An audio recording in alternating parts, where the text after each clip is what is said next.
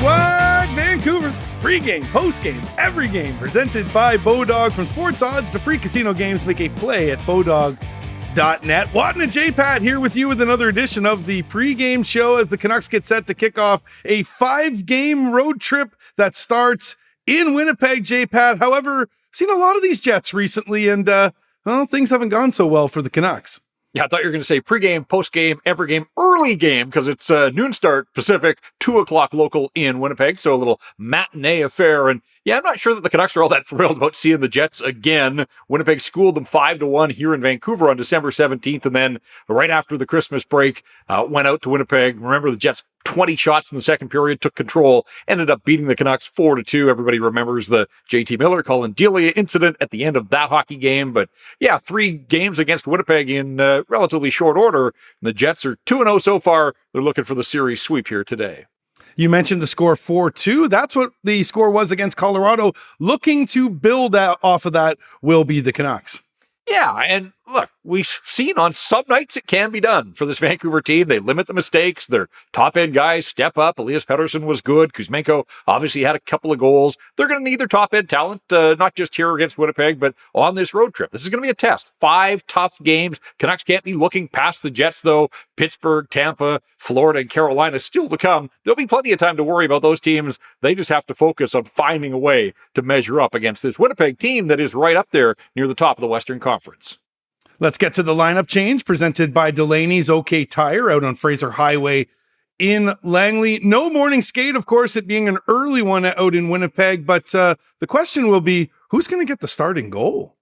Yeah, and I've been banging the drum pretty loudly that Colin Delia deserves to get back-to-back starts for the first time as a member of the Vancouver Canucks, coming off another nice performance and a victory against the Avs the other night. Spencer Martin has done all he can and tried to hold the fort. Well, Thatcher Demko has been out with injury.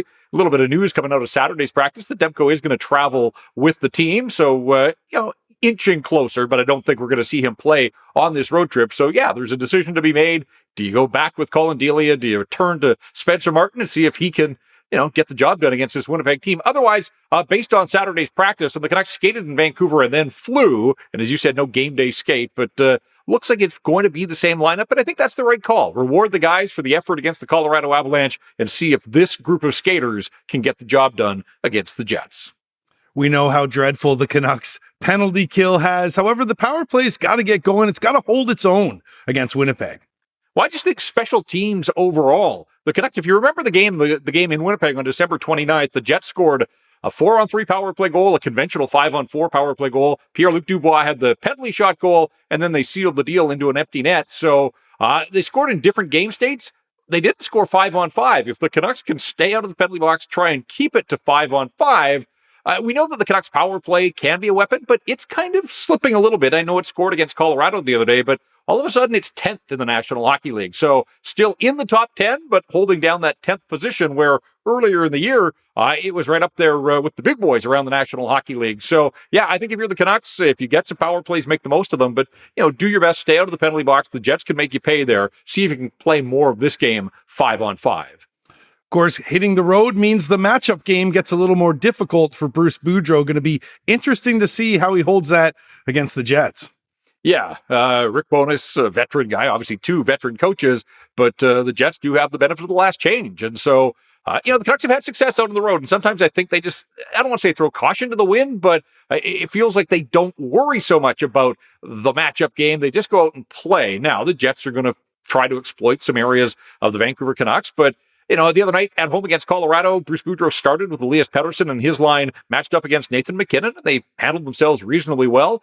But then as the game went along, it was Curtis Lazar in the 4th line, and Lazar had one of his best nights. The coach thought maybe his best game of the season. So again, you got to pick your poison with the Winnipeg Jets because it's not just one line. This is a deep team.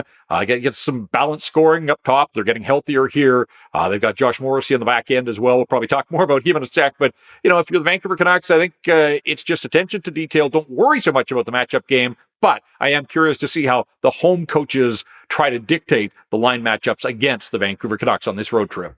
Let's get to the Winnipeg Jets side of things. They beat Tampa on Friday. Always big to beat the Lightning. They've won 4 straight, and look at that.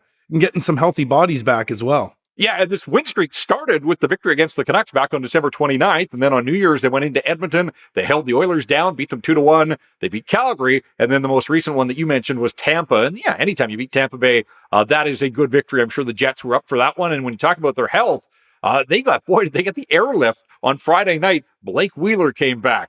Nikolai Ehlers has only played 3 games this season, but he is back now. Nate Schmidt, the former Canuck, he returned to their lineup as well. So they've done well in the absence of some of those key players, but those guys are going to make this Jets team that much more formidable. So a good team gets even better when it comes to getting some guys out of the injury bay. You mentioned his name earlier, Josh Morrissey, or as some are calling him, Josh Norrisy this year, continuing to amaze.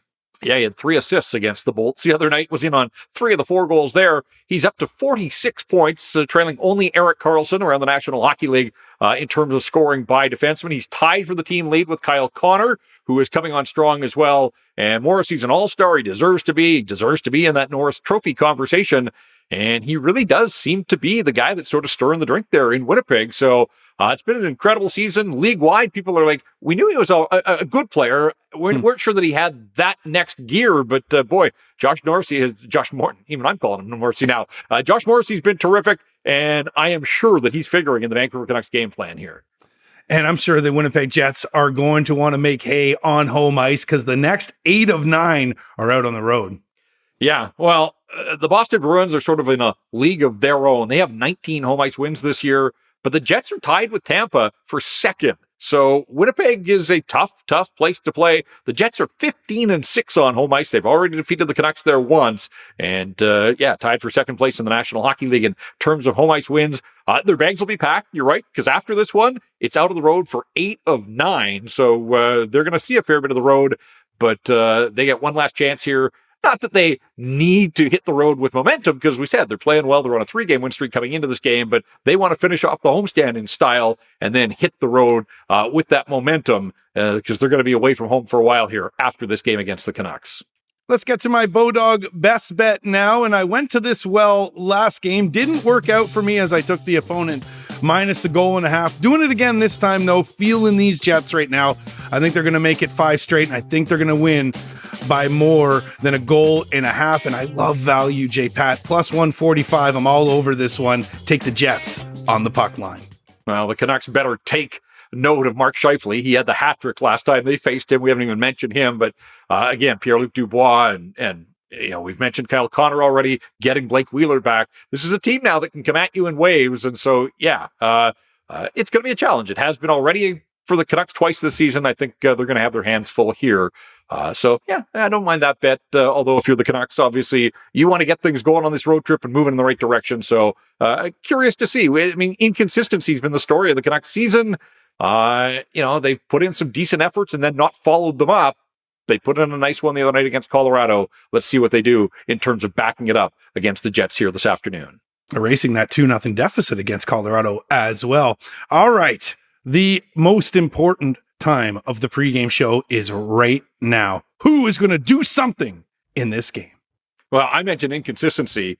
I think that applies to Brock Boeser, certainly. Boeser scored the other night. Turned out to be a big goal, that wave of 3 goals in just over 2.5 minutes. Brock Boeser hasn't scored in consecutive games all season, and he only has 7 goals. We know that that's been one of the storylines around this Vancouver Canucks team. Expectations were so much higher in the goal-scoring department. But beyond the hasn't scored in consecutive games, he's only scored 1 road goal all year. That was in Las Vegas when the Canucks thumped the Golden Knights. So they're out on the road for 5 here. They're going to need all sorts of guys stepping up and performing, and Boeser is certainly in that group. So let's see if he can back up a decent performance the other night, playing on the line with Bo Horvat and Ilya Mikheyev, at least to start this hockey game. I'm looking at Brock Boeser to do something, and we'll see if he can tally in 2 straight for the Vancouver Canucks. Let's see if the Canucks can make it 2 in a row as well as they kick off this 5-game important road trip with a big tilt in Winnipeg against the Jets. This has been another edition of the Rink Wide Vancouver podcast presented by Bodog. For Jeff Patterson, I'm Andrew Wadden. Remember, Rink Wide is the show that always scores.